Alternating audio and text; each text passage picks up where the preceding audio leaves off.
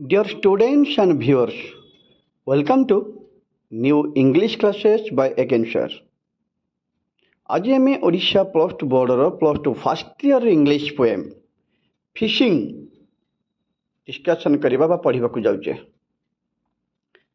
Poet होती गोपरंजन मिश्र, man from Odisha.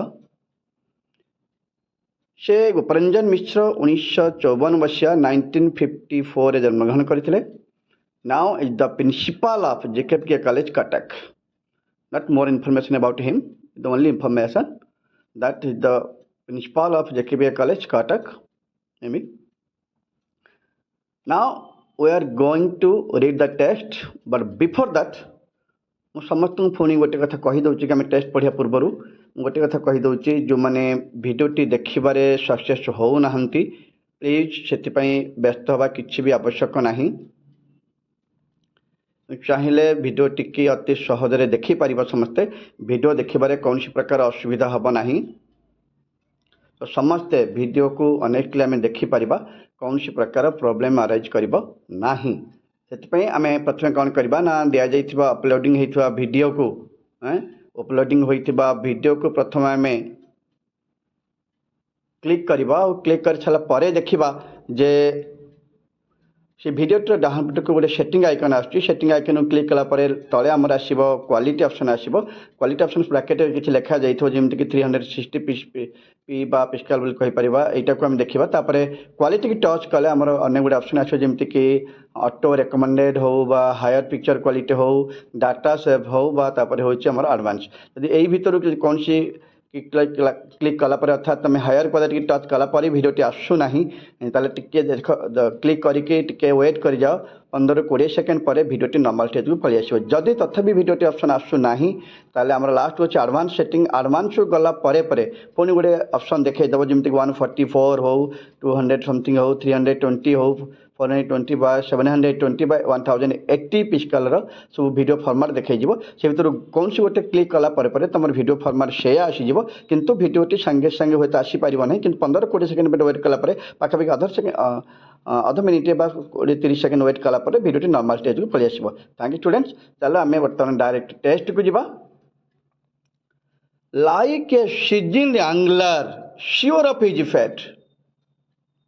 Like a seasoned angler, season माने अति पुराना बा अनुभूति संपन्न, सीजन्ड जार कि कौन सी गोटे क्षेत्र में बहुत दिनर अनुभूति अच्छी। सीजन्ड एंगलर, एंगलर माने माछ Dharali fisherman, angler fish Dharali अर्थात जो मैंने माछ धरती अर्थात लाइक भली जड़े पोखत माछ धराली भली। Sure of his feet the man's feet, sure निश्चित है कि of his feet of his work of his job of his catching नहीं। लाइक ए सीजन्ड एंगलर जड़े पक्का पोखत माछ धराली भली। Sure of his feet of his work of his duty, जे कि ड्यूटी रे बा काम रे धुरंधर पोखत अच्छी। Of his feet of his work, fit means work हम ड्यूटी हो पार कार्य हो पार अर्थात जे जहाँ कार्यटी को अति निखुण भाव में करें से कौन फास्ट लाइन कौन कंपेयर कले लाइक ए सीजन माने कही जड़े पोखत अर्थात अनुभूति संपन्न जे कि भल भाव जानी माछ धरिबा एंगलर माछ धरिबा फिशरमैन कहीपर। श्योर ऑफ हिज फीट जे कि सक्सेसर सफलता से भल भाव श्योर अच्छा कर्तव्यर ड्यूटी भी से भल भाव अनुभव कर कम को भल भाव कर भल भाव अनुभूति अच्छी। Of his feet means work हो पार ड्यूटी हो पार कार्य भी हो पार जी कि संपूर्ण भाव में कार्य कर धुरंधर बोली आम कहीपर। With fishing rod and line and bait, with fishing rod line and bait. Fishing rod को गोटे पिले आम मन पका जो बाउंसर हो गोटे लंबा बाड़ीटे व्यवहार करा जाए थे माछ धरने बाउंसर हो प्लास्टिक हो पार गोटे लंबा बाड़ीटे व्यवहार करा जाए थे एंड लाइन, लाइन टी कौन पुणी ना से बाउंस बाड़ी बा लाइन सहित गोटे सूताटे कनेक्ट करा जाए थे जहाँ सूतार तले गोटे कंटा व्यवहार करा जाए जोटे बेट देकी। बेट माने कौन बेट क्या कहवा बेट रोचे चारा, चारा माने कौन गछ चारा नुहे ଏଇଠି ଚାରା କଲେ କ'ଣ ନା ମାଛ ବା ସ୍ପେଶାଲି ମାଛକୁ ଆକର୍ଷିତ କରିବା ପାଇଁ କିଛି ଗୋଟେ ମିକ୍ସିଂ କରିକି ପାଣିରେ ଫୋପଡ଼ା ଯାଇଥାଏ। ମାଛମାନେ ତାକୁ ଖାଇବାକୁ ଆକର୍ଷିତ କି ସେଠିକି ଆସିଥାନ୍ତି। ଠିକ୍ ସେଇଭଳି ଏମାନେ ସେ ଫିସିଂ ରଡ଼୍କୁ ୟୁଜ୍ କରନ୍ତି ବା ଯେଉଁ ଲାଇନ୍ରେ ବନ୍ଧା ଯାଇଥିବା କଣ୍ଟାରେ ଅଳ୍ପ କିଛି ବେଟ୍ ଦେଇକି ସେଇ ଜାଗାରେ ପକାଇ ଦିଆଯାଏ, ଯେମିତିକି ମାଛଟି ତାକୁ ଖାଇବାକୁ ଆରମ୍ଭ କରିବ, ସେମାନେ ତାକୁ ଧରିପାରିବେ। ଏକ୍ଜାକ୍ଟଲି ସେଥିପାଇଁ ସେ କ'ଣ କରିଥିଲେ, ସେ କହୁଛନ୍ତି ଜଣେ ପକ୍କା ମାଛ ଧରାଳି ଭଳି ସିଓର ଅଫ୍ ହିଜ୍ ଫିଟ୍, ଯିଏକି ନିଶ୍ଚିତ ସଫଳତା ପାଇବା ଲକ୍ଷ୍ୟରେ ସେ କ'ଣ କରିଛନ୍ତି, ଯାଇଛନ୍ତି ଆଗକୁ ବଢ଼ୁଛନ୍ତି। ସାଙ୍ଗରେ କ'ଣ ନେଇଛନ୍ତି, ଫିସିଂ ରଡ଼୍ ନେଇକି ଯାଉଛନ୍ତି। ଫିସିଂ ରଡ଼୍ ଅଛି, ଲାଇନ୍ ଅଛି ଏବଂ ବେଟ୍ ଅଛି। ତାଙ୍କ ପାଖରେ ଫିସିଂ ରଡ଼୍ଟି ଅଛି। ଫିସିଂ ରଡ଼୍ ଅଛି ମାନେ ଲାଇନ୍ ସେ କନେକ୍ଟ ଅଛି। ତା ସହିତ ସେ ଲାଇନ୍ ମାନେ କହିଲି ଯେ ସେଇ ଫିସିଂ ରଡ଼୍ ବା ବାଡ଼ି ସହିତ ବା ବାଉଁଶ ବାଡ଼ି ସହିତ ଯେଉଁ କନେକ୍ଟ ତା ସୂତାଟି, ସେ ସୂତାଟିকে ଲାଇନ୍ ବୋଲି କହିପାରିବା। ମାନେ ବେଟ୍ ମାନେ ଚାରା, ଅର୍ଥାତ୍ ମାଛକୁ ଆକର୍ଷିତ କରିବା ପାଇଁ ଗୋଟେ ମିକ୍ସିଂ ହେଙ୍ଗୁ ଫେଙ୍ଗୁ କିଛି ମିଶାଇକି ବ୍ୟବହାର କରାଯାଇଥାଏ, ତାକୁ ହିଁ କୁହାଯାଇଥାଏ ବେଟ୍ ବୋଲି। ତାକୁ ବ୍ୟବହାର କରିକି ମାଛକୁ ଆକର୍ଷିତ କରାଯାଏ ଏବଂ ତାପରେ ଆମେ ତାକୁ ବନିଶ କଣ୍ଟା ବି କହିଥାନ୍ତି, ତାକୁ ବ୍ୟବହାର କରାଯାଇଥାଏ। I said you all wait for me. I poet ବି କହିପାରିବା, ଆଇ ସେଡ୍ ମୁଁ କହିଲି, you all wait for me, you all ମାନେ ସମସ୍ତେ, ଅର୍ଥାତ୍ ବୋଧ ହୁଏ କବିଙ୍କର ଘରେ ବା ସେଇ ମଛା ଧରାଳିଙ୍କ ଘରେ ବହୁତ ଲୋକ ଅଛନ୍ତି। ସେ ସମସ୍ତଙ୍କୁ କ'ଣ କହୁଛନ୍ତି, ୟୁ ଅଲ୍ ୱେଟ୍ ଫର୍ ମି, ତୁମେମାନେ ସମସ୍ତେ ମୋତେ ଅପେକ୍ଷା କର। Fish fry tonight our dinner will be. ସେ କ'ଣ କହିଲେ, fish fry tonight our dinner be, fish fry ମାଛ ଭଜା ହେବ, ତୁମେ ସମସ୍ତେ ଅପେକ୍ଷା କର। ଫିଶ୍ ଫ୍ରାଏ ଟୁ ନାଇଟ୍, ରାତିକୁ ଆଜି ମାଛ ଭଜା କରିବା। ଆୱାର ଡିନର୍ ଅର୍ଥାତ୍ ଆମ ଡିନର୍ରେ ଆଜି ଆମେ ମାଛ ଭଜା କରିବା, ସମସ୍ତେ ୱେଟ୍ କର। ଦେଖିବ ସମସ୍ତେ ୱେଟ୍ କର, ଆଜି ରାତିରେ ଆମେ ଡିନର୍ରେ ମାଛ ଭଜା ଖାଇବା।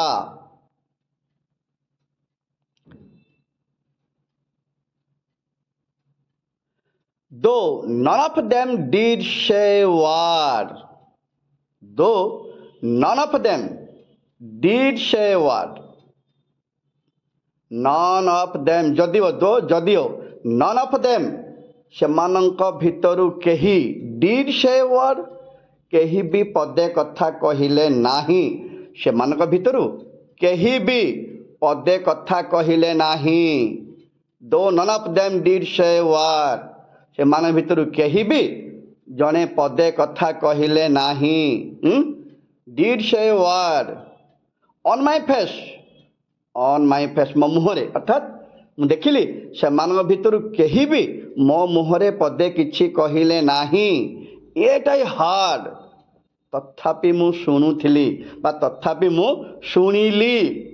ଯଦିଓ ମୁଁ ଯେତେବେଳେ କହିଲି ସମସ୍ତେ ୱେଟ୍ କରେ ଆଜି ରାତିରେ ଆମେ ମାଛ ଭଜା ଖାଇବା, ଯଦିଓ ସେମାନଙ୍କ ଭିତରୁ କେହି ବି ମୋ ମୁହଁରେ କିଛି କହିଲେ ନାହିଁ, ୟେଟ୍ ଆଇ ହାର୍ଡ, ତଥାପି ମୁଁ ଶୁଣିଥିଲି। କ'ଣ ଶୁଣିଲି, ସମ୍ ଚକିଲ୍ସ, କ'ଣ ଶୁଣିବ ବୋଲି କହିଛନ୍ତି, ସମ୍ ଚକିଲ୍ସ ସେ ଶୁଣିଛନ୍ତି ବୋଲି କହୁଛନ୍ତି। ସିଓର ଆଟ୍ ମାଇ ବ୍ୟାକ୍, ଅର୍ଥାତ୍ ସେ କହୁଛନ୍ତି ତଥାପି ମୁଁ ଶୁଣିଲି, ସମ୍ ଚକିଲ୍ସ ସିଓର ଆଟ୍ ମାଇ ବ୍ୟାକ୍, ମୋ ପଛରେ, ଅର୍ଥାତ୍ ମୋ ପଛରେ ସେମାନେ କିଛି ଚକଲିଂ କରିଥିଲେ। ଚକଲିଂ କରିବା ମାନେ ଟାହି ଟପରା କରିକି କମେଣ୍ଟ କରିବା, ମୋ ବିଫଳତାକୁ ନେଇକି କିଛି ସେମାନେ ଗୁଜବ କରିବା, ଆଲୋଚନା କରିବା। ନାଇଁ, ଚକିଲ୍ସ ମାନେ କ'ଣ ହେଇପାରିବ, ଟାହି ଟପରା କରିବା, ଗୁଜବ କରିବା, କମେଣ୍ଟ କରିବା, ଅର୍ଥାତ୍ ଜଣଙ୍କ ପଛରେ ସେ ବିଫଳ ହେବ ବୋଲି ଦୁନିଆ କଥା ଆଲୋଚନା କରିବା, ଦ୍ୟାଟ୍ ଇଜ୍ ଚକଲିଂ। ନାଇଁ, କବି କ'ଣ କହୁଛନ୍ତି ଯେ ସେମାନେ ତ ହୁଏତ ମୋ ଆଗରେ କିଛି କହିଲେ ନାହିଁ, ମୋ ମୁହଁରେ କିଛି କହିଲେ ନାହିଁ, କିନ୍ତୁ ମୁଁ ସିଓର, ମୁଁ ଶୁଣିଛି ସମ୍ ଚକିଲ୍ସ, ମୋ ପଛରେ କିଛି ଗୁଜୁରୁ କାନ କୁହା କଥା, ଅର୍ଥାତ୍ କମେଣ୍ଟ କଲା ଭଳି ମୋତେ ଚିଡ଼େଇଲା ଭଳି ହୋଇପାରେ ବା ମୋ ବିଫଳତାକୁ ବେଶ କରି କିଛି କଥା ସେମାନେ କହୁଥିଲେ। ଆଟ୍ ମାଇ ବ୍ୟାକ୍, ମୋ ପଛରେ ସେମାନେ କିଛି କଥା ଆଲୋଚନା କରୁଥିଲେ। ଆଇ ଟୋଲ୍ଡ ମାଇସେଲ୍ଫ, କିନ୍ତୁ ମୋ ନିଜକୁ ନିଜ ମୁଁ କହିଥିଲି। ଆଇ ଟୋଲ୍ଡ ମାଇସେଲ୍ଫ, ମୋ ନିଜକୁ ନିଜ ମୁଁ କହିଥିଲି। କ'ଣ କହିଥିଲି, ଆଇ ଟୋଲ୍ଡ ମାଇସେଲ୍ଫ, ମୋ ନିଜକୁ ନିଜ ମୁଁ କହିଲି। କ'ଣ କହିଲି, ଲେଟ୍ ମି କମ୍ ବ୍ୟାକ୍, ମୋତେ ଆଗ ଆସିବାକୁ ଦିଅ। ସେ କ'ଣ କହୁଛନ୍ତି, ମୋ ନିଜକୁ ନିଜ ମୁଁ କହିଲି ଲେଟ୍ ମି କମ୍ ବ୍ୟାକ୍, ମୋତେ ଆଗ ଆସିବାକୁ ଦିଅ, ତାପରେ ଦେଖିବା କ'ଣ ହେଉଛି। ମୁଁ ମାଛ ନେଇକି ଆସୁଛି କିମ୍ବା ନାହିଁ, ବା ତୁମ ଚକଲିଂ ମୁଁ ଶୁଣିବା ଯୋଗ୍ୟ କି ନୁହେଁ, ମୁଁ ମନେ ମନେ କହିବାକୁ ଆରମ୍ଭ କରିଦେଲି, ଲେଟ୍ ମି କମ୍ ବ୍ୟାକ୍, ମୋତେ ପ୍ରଥମେ ଆସିବାକୁ ଦିଅ, ତାପରେ ଦେଖିବା ତୁମମାନେ କ'ଣ କହୁଛ ବା କ'ଣ ନ କହୁଛ, ତୁମେ କେତେ କମେଣ୍ଟ ମାରୁଛ, ମୋ ପରେ ହିଁ ମୁଁ ଦେଖିବାକୁ ଚାହୁଁଛି ଯେ ତୁମମାନେ ଯାହା କହୁଛ କେତେ ସତ କେତେ ମିଛ। To the nearby pond I straight away ran. Two the nearby ପଣ୍ଡ। ନିୟର ବାଇ ପଣ୍ଡ ପାଖରେ ଥିବା କୌଣସି ଏକ ପୋଖରୀ, ନାଇଁ ଟୁ ଦ ନିୟର ବାଇ ପଣ୍ଡ ଅର୍ଥାତ୍ ପାଖରେ ଥିବା କୌଣସି ପୋଖରୀକୁ I straightway ran. Straightway ସିଧା ଭାବରେ, ସିଧା ସିଧା ମୁଁ ଦୌଡ଼ିଲି। କବି କ'ଣ କହୁଛନ୍ତି? I mean the poet. କବି କ'ଣ କହୁଛନ୍ତି? ପାଖରେ ଥିବା ଗୋଟେ ପୋଖରୀକୁ ମୁଁ ସିଧା ଦୌଡ଼ିଗଲି। To the nearby pond I straightway Rann ଅର୍ଥାତ୍ ସିଧା ସିଧା ମୁଁ ଦୌଡ଼ିଗଲି କେଉଁଠିକି? ନା ପାଖରେ ଥିବା ଗୋଟେ ପୋଖରୀକୁ। With fishing tackle and of course a can. ସାଙ୍ଗରେ କ'ଣ ନେଇଥିଲି? ମୁଁ ଯେତେବେଳେ ସିଧା ସେଇ ପୋଖରୀ ଗଲି ସାଙ୍ଗରେ କ'ଣ ନେଇଥିଲି? ଫିସିଂ ଟ୍ୟାକେଲ୍ ଅର୍ଥାତ୍ ଫିସିଂ ଟ୍ୟାକେଲ୍ କ'ଣ କ'ଣ ରହିଲା? ସେ ଫିସିଂ ରଡ଼୍ ଥିବ, ଲାଇନ୍ ଥିବ ଏବଂ ଯେଉଁ ମାଛମାନଙ୍କୁ ଆକର୍ଷିତ କରିବା ପାଇଁ ଯେଉଁ ଚାରା ବା ବେଟ୍ ବ୍ୟବହାର କରାଯାଉଛି ତାକୁ ଧରି ଏବଂ ତା ସହିତ ମୁଁ ଗୋଟେ ଅଫକୋର୍ସ ଏ କ୍ୟାନ୍। ପିଲା ଯେଉଁ କ୍ୟାନ୍ ବୋଲି କହିଲେ, କ୍ୟାନ୍ କହିଲେ ତାକୁ ଓଡ଼ିଆରେ ଖାଳେଇ କହନ୍ତି। ହୁଏତ ଏଇ ଟର୍ମଟି କିଏ ଟିକେ ଜାଣିପାରୁନଥିବ, ବୋଧେ ତାକୁ ଓଡ଼ିଆରେ ଖାଳେଇ କୁହାଯାଇଥାଏ। ଆକ୍ଚୁଆଲି ମାଛ ଧରିକି ସେଇ ଖାଳେଇରେ ରଖାଯାଇଥାଏ ମାଛ କୁଆଡ଼େ ନ ଯିବା ପାଇଁ ବା ସ୍ପେଶାଲି ମାଛ ଶୁଖି ନ ଯିବା ପାଇଁ। ତେଣୁ ପ୍ଲାଷ୍ଟିକ୍ ତିଆରି ହୋଇପାରିବ ବା ସେ ସମୟରେ ବାଉଁଶ ତିଆରିର ଗୋଟେ ଛୋଟ ଖାଳେଇ କୁହାଯାଉଥିଲା ଯେଉଁଠିକି ମାଛଟିକି ରଖାଯାଏ ଧରିଲା ପରେ। ଏକ୍ଜାକ୍ଟଲି ସେ କ'ଣ କହୁଛନ୍ତି? ସାଙ୍ଗରେ ମୁଁ ଗଲି ସେଠି ପୋଖରୀକି ଦୌଡ଼ିକି କ'ଣ ନେଇକି ଯାଇଥିଲି? With fishing tackle. Fishing tackle ମାନେ କ'ଣ କ'ଣ ସେ ନେଇଥିବେ? ଫିସିଂ ରଡ଼୍, ଲାଇନ୍ ଆଣ୍ଡ ବେଟ୍ ନେଇଥିଲେ। ତା ସହିତ ଗୋଟେ କେନ୍ ଅର୍ଥାତ୍ ମାଛ ଧରିବା ପାଇଁ ଗୋଟେ ଜାଗା ବା ଝୁଡ଼ି ବୋଲି ଆମେ କହିପାରିବା, ଯାହାକୁ କେନ୍ ବା ଖାଳେଇ ବୋଲି କୁହାଯାଇଥାଏ। ସେ ତାକୁ ଧରିକି ଯାଇଥିଲେ। The minutes passed and hours dragged. Minute passed, minute ପରେ ମିନିଟ୍ ଅତିକ୍ରମ କରିଗଲା, ପାସ୍ କରି ପଳେଇଲା। ଆଣ୍ଡ ଦ ଆୱାର୍ସ ଡ୍ରାଗଡ୍, ସମୟ ଘଣ୍ଟା ଘଣ୍ଟା ମଧ୍ୟ ପଳେଇଲା। ଡ୍ରାଗ୍ ଟାଣି ଆଣିବା, ଘଣ୍ଟା ଘଣ୍ଟା ମଧ୍ୟ ପଳେଇ ଆସିଲା। ମିନିଟ୍କୁ ମିନିଟ୍ ଚାଲିଗଲା, ଘଣ୍ଟା ଘଣ୍ଟା ସମୟ ମଧ୍ୟ ଅତିକ୍ରମ ହୋଇଗଲା। ଡ୍ରାଗଡ୍ ଭିଡ଼ି ଆଣିଲା ଅର୍ଥାତ୍ ପଳେଇ ଆସିଲା ବା ପଳେଇଲା ବୋଲି କହିପାରିବା। Dragged. It seemed no luck that day I had. ମୋତେ ଏମିତି ଲାଗୁଥିଲା, ଇଟ୍ ସିମ୍ଡ ଏମିତି ଜଣାପଡ଼ୁଥିଲା, no luck that day I had, ବୋଧହୁଏ ସେଦିନ ମୋ ଭାଗ୍ୟ ନଥିଲା। ସେ ଏମିତି ଭାବୁଥିଲେ, ବୋଧହୁଏ ସତେ ଯେମିତି ସେଦିନ ମୋ ଭାଗ୍ୟ ନଥିଲା, ମୁଁ ମାଛ ଧରିପାରିବି। ଇଟ୍ ସିମ୍ଡ ଜଣାପଡ଼ୁଥିଲା, ନୋ ଲକ୍ ଭାଗ୍ୟହୀନ ଅବସ୍ଥା ଥିଲା ମୋର ଯେମିତି, ଦ୍ୟାଟ୍ ଡେ ଆଇ ହାଡ୍ ଅର୍ଥାତ୍ ସେଦିନ ଯେମିତି ମୋର ଭାଗ୍ୟହୀନ ଅବସ୍ଥା ଥିଲା, ମୁଁ ମାଛଟିଏ ଧରିପାରିବି ନାହିଁ।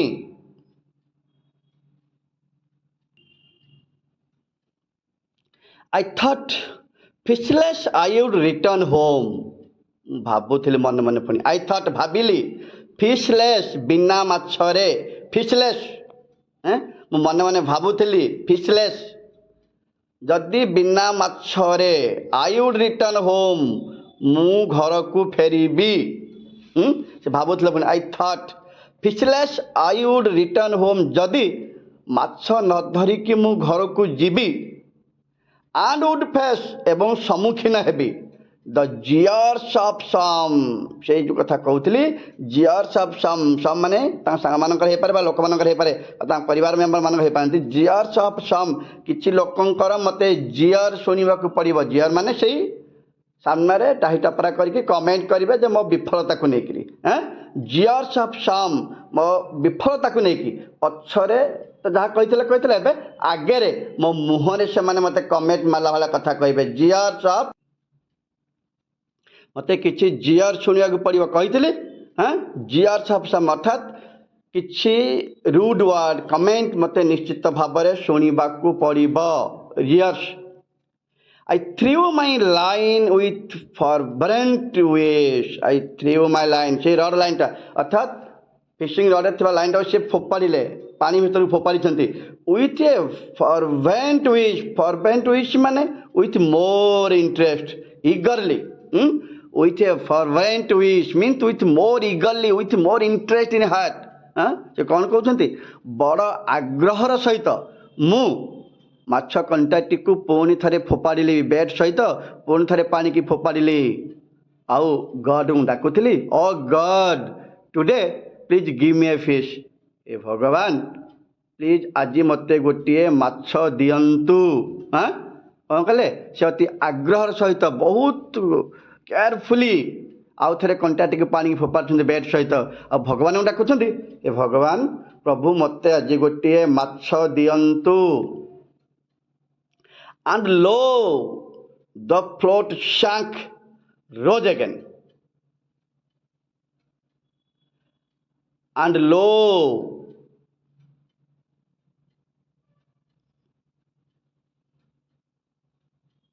the float sank and rose again.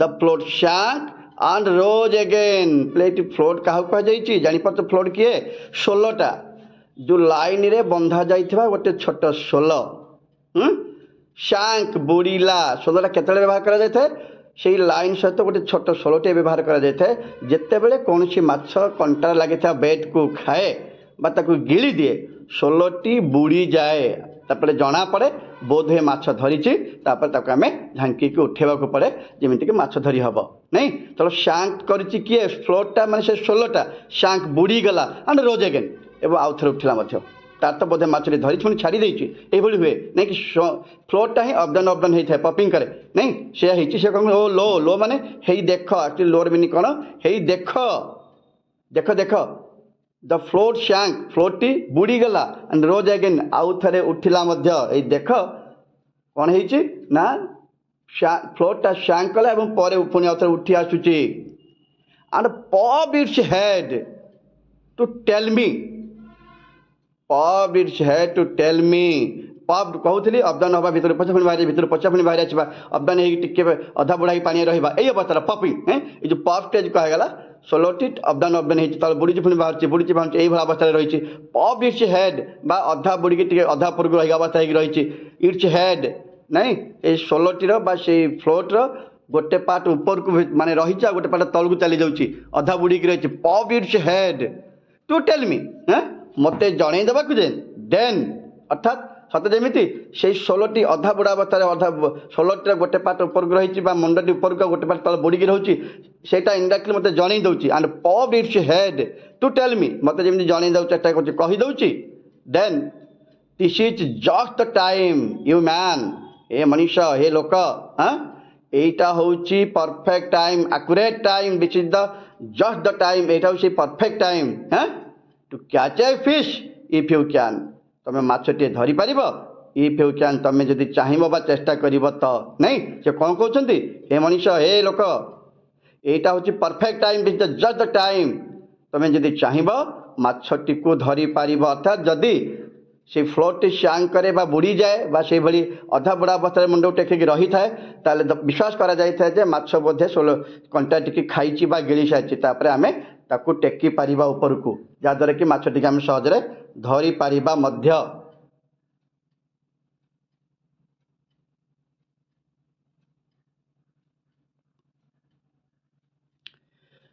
without delay I pulled the string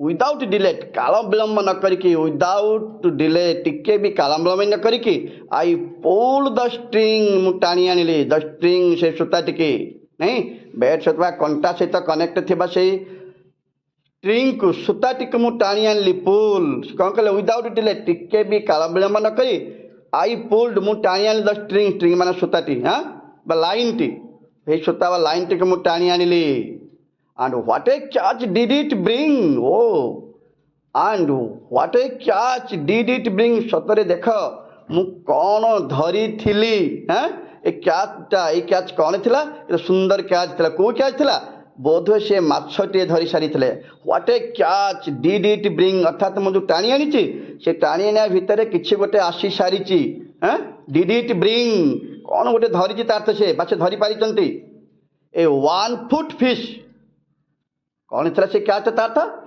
ତାଙ୍କ କ୍ୟାଚ୍ରେ ଗୋଟେ ମାଛଟିଏ ଥିଲା 1 foot ଲମ୍ବାର ଗୋଟିଏ ମାଛଟିଏ ଥିଲା ବ୍ରାଇଟ୍ ଆଣ୍ଡ ଫେୟାର ଉଜ୍ଜଳ ଦେଖାଯାଉଥିଲା ସୁନ୍ଦର ମଧ୍ୟ ଚକଚକ ଦେଖାଯାଉଥିଲା ନାଇଁ ବ୍ରାଇଟ୍ ଆଣ୍ଡ ଫେୟାର ମାଛଟି କେମିତି ଦେଖାଯାଉଥିଲା ବ୍ରାଇଟ୍ ଆଣ୍ଡ ଫେୟାର ଲାଗୁଥିଲା that wriggled and wriggled in the air that wriggled and wriggled in the air students and भिओ टे मन पका जदि गोटे माछ कंटार लगी जाइए आम ओहलेकी धरीचे से अंका बंका होगी जीवन विकल छपटा हो चेष्टा कर रिगलिंग स्टेज एमती आम रिगलिंग कौन कहीपर तले गोटे माछ को आम छाड़ी देखा अंका बंका होगी जाऊँगी रिगलिंग स्टेज प्रायतः नर्माल साप गुड़ा रिगलिंग करके जाती एक्जाक्टली जेतु कंटाटी से माछर पार्टी लगी जाइए से ओहलिकी रही से रिगलिंग हो अंका बंका होगी ओहलिकी विकल हो चेष्टा करुच्ची नहीं से देखुं माछटी कौन 1 foot फिश गोटे सुंदरिया माछटे से किंतु ओहलिकी रखी रिगलिंग कर अंका पंखा की दोहलुची रिगलिंग आम चलिक जाइए अंका मांगी साप मांग चली हो पार अदर आनिमल छोट छोट मैंने छाती घोषणा मारिक जाते चलटा कौन आम मिलीपैड हो सेंटीपैड हो अधिकांश मैंने छोट छोट गुड़ाक चल चल गला अंका मंगा हो जाते सो से रिगलिंग स्टेज कहुए मछटी जेहतु ओहलिकी रही सी भी बिकल अंका बंगा हो रिगलिंग करुच्ची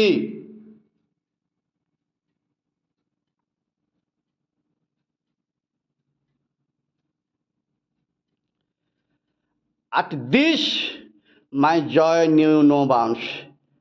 At this कौन कहगला जिते से मछटी की धरी सारी यही सिचुएसन आट दिस मैंने या कौन से मछ बर्तमान धरी सारी आट दिस यही परिप्रेक्षी में मछटी धरी सारा अर्थ मछटी धरी सारा माई जय न्यू नो बाउंड्स मो खुशीर सीमा रही नथिला माई जय मो आनंद खुशी न्यू नो बाउंड्स अर्थात मु आउ सीमा जानी पारि नथिली एते खुशी हो गली जे मु खुशी रे मोर आउ सीमा रही नथिला एट दिस माई जय न्यू नो बाउंड्स मो एते खुशी हो जाइथिले माछ धरे में एते खुशी होइथिली मो आनंदर सीमा रही नथिला I ran excited round and round मु दौड़िया को आरंभ करी गोलाकार भाव में एक्साइटेड होगी अत्यधिक एक्साइटेड होगी उद्दीपना सहित मु राउंड राउंड होगी दौड़ा को लगी खुशी रे राउंड एक्साइटेड अर्थात I run excited round and round but with A gasping mouth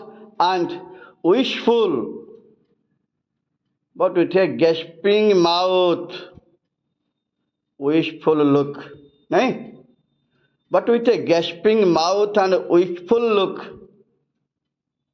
gasping mouth पिला कौन पार्टी की अधा खोला करिकी रखिबा gasping mouth कौन होईची ताथ माछटीए से ओपन एयर रे बंची पारिबो नाही नहीं सेति पई ता पार्टी टी खोला हो जाईची से बोधे एयर नेबा पई चेष्टा करची gasping mouth and wishful look सते जेमिति से इच्छा करी मते किछि गोटे निर्दिष्ट चाहनी दउची नहीं माछटी पार्टी को अधा खोला करके बिकल रे मते गोटे विशफुल लुक करुच्ची माने मते जेमती निरीक्षे की चाहिए किसी गोटे उद्देश्यपूर्ण भाव में से मते चाहिबाकू चेष्टा करुच्ची निरीक्षे की बिकल है कि से मते गोटे विशफुल लुक करुच्ची अर्थात ता सते जेमती तार गोटे इच्छा किसी अच्छी मते एक्सप्रेशन करने को चाहूँगी से भाई से मते चाहिए बिकल है कि से मते गोटे सते जमी कि गोटे करदेवाई चाहूँगी मत देखा अनेक चेष्टा कर हुए तो मतलब किसी छाड़ी दिए कि गोटे कै से विकल हो मो आड़ को चाहिए इट सीम्ड टू से इट सीम या जना पड़ा कह सत जमी सी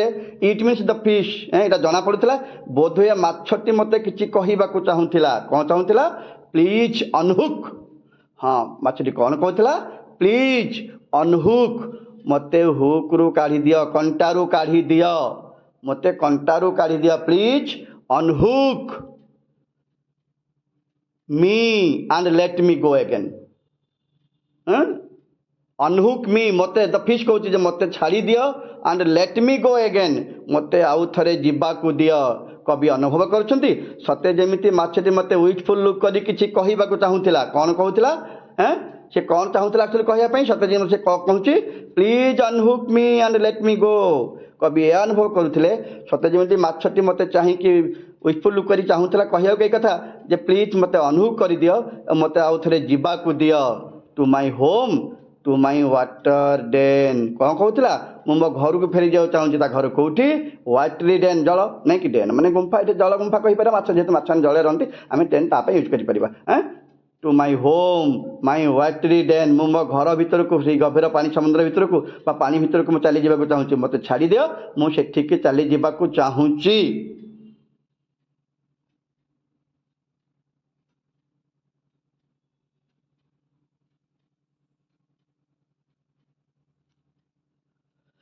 I did think of my 3 hours labor. I did think मु भाबिली मु बसिकी भाबिली I did think of my 3 hours labour 3 घंटार परिश्रम कथा भाबिली टिके मु मोर 3 घंटार 3 hours लेबर जो 3 घंटा काल से ठिया होगी मछटे धरने चेष्टा करी मुझे लेबर कथा टे भावुली I did think of my 3 hours labour जो दीर्घ 3.5 घंटा सॉरी 3 घंटा मुझे परिश्रम करी ठिया मुझे लेबर कथा चिंता करुली and the spice fish fry flavour खाली से आउ कौन भावुले ସ୍ପାଇସି ଫିସ୍ ଫ୍ରାଏ ଫ୍ଲେଭର, ମସଲାଯୁକ୍ତ ମାଛ ଭଜାର ଫ୍ଲେଭରଟା ବାସ୍ନାଟା ତାଙ୍କୁ ଆସିଯାଉଥିଲା।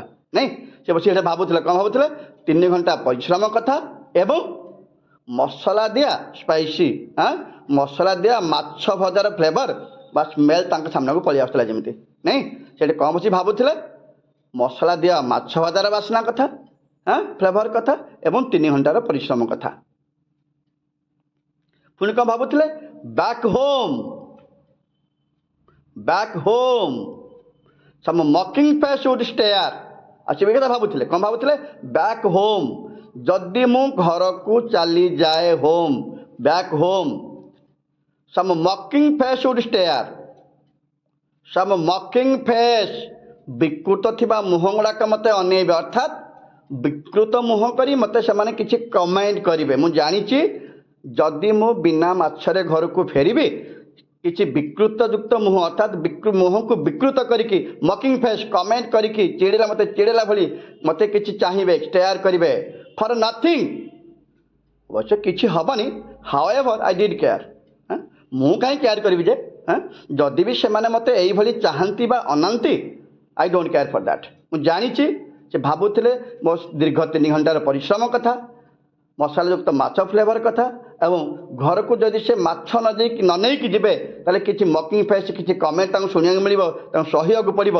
କିନ୍ତୁ I don't care for that. ସେ କ'ଣ କହୁଛନ୍ତି? ହାଉଏଭର ଆଇ ଡିଡ୍ କେୟାର, ମୁଁ କେୟାର କରୁନି। For nothing however I did care, ମୋର ଏଥିପାଇଁ ଟିକେ ବି କେୟାର କରିବା କିଛି ଆବଶ୍ୟକ ନାହିଁ ବା ମୁଁ କେୟାର କରିବି ନାହିଁ।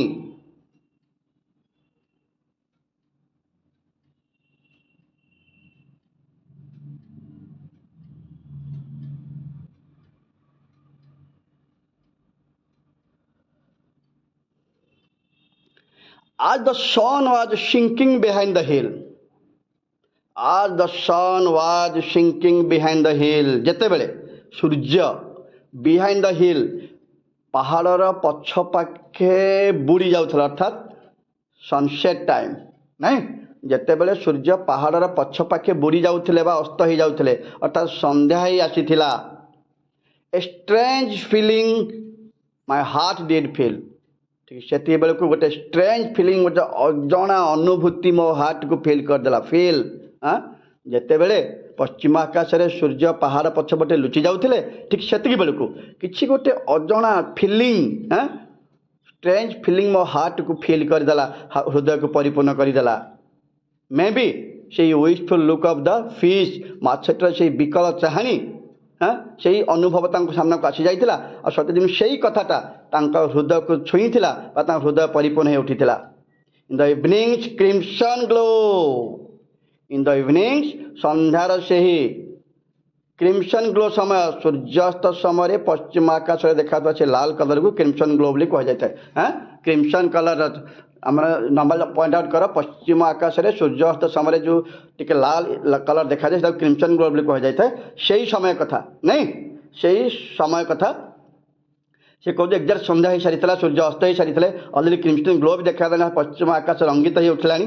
ଠିକ୍ ସେଇ ସମୟରେ in the evening crimson glow with greater joy, ବହୁତ ଆନନ୍ଦର ସହିତ, ଖୁସିର ସହିତ, ବହୁତ ଆନନ୍ଦର ସହିତ ବା ଖୁସିର ସହିତ, ଆଇ ଲେଟ୍ ଇଟ୍ ଗୋ। କିଏ କ'ଣ କହୁଛନ୍ତି? ୱିଥ୍ ଗ୍ରେଟର୍ ଜୟ, ବହୁତ ଆନନ୍ଦ ବା ଖୁସିର ସହିତ, I let it go, it means the fish, ମୁଁ ଏହାକୁ ଯିବାକୁ ଦେଲି ବା ଯିବାକୁ ଦେଇଦେଲି। ନାଇଁ, ଏ ଯେଉଁ କିଛି ସମଥିଙ୍ଗ ତା ହାର୍ଟକୁ ଫିଲ୍ କରିଯାଇଥିଲା, ସେତେବେଳେ ସେ ବହୁତ ଖୁସି ହେଇସାରିଥିଲେ। ସନ୍ଧ୍ୟାରେ ସେଇ କ୍ରିମ୍ସନ୍ ଗ୍ଲୋ ସମୟରେ, ଗୋଧୂଳି ସମୟ ମେ ବି ହେଇପାରେ, ସେଇ ସମୟରେ ସେ କ'ଣ କରୁଛନ୍ତି? ବହୁତ ଆନନ୍ଦର ସହିତ, ଗ୍ରେଟର୍ ଜୟ, ଖୁସିର ସହିତ, ଆଇ ଲେଟ୍ ଇଟ୍ ଗୋ, ମୁଁ ତାକୁ ଯିବାକୁ ଦେଇଦେଲି। Thank students, the poem is over. ତଥାପି ଯଦି ପୋଏମ୍ଟି ଠିକ୍ରେ ବୁଝିପାରିନାହଁ, କମେଣ୍ଟ ବକ୍ସରେ ତୁମେ ପଚାରିପାରିବ, ମୁଁ ତା'ର ଆନ୍ସର ଦେବାକୁ ନିଶ୍ଚୟ ଚେଷ୍ଟା କରିବି। ଆଉ ଥରେ କହିଦେଉଛି, ଯେଉଁମାନେ ମୋ ଚ୍ୟାନେଲଟିକୁ ସବସ୍କ୍ରାଇବ୍ କରିନାହାନ୍ତି, please subscribe my channel as soon as possible. Bell ଆଇକନ୍କୁ ମଧ୍ୟ ଟଚ୍ କରିବେ, ଯେମିତିକି ମୁଁ ପଠାଉଥିବା ସମସ୍ତ ଭିଡ଼ିଓ ଠିକ୍ରେ ତୁମମାନେ ପାଇପାରିବ। Thank you students.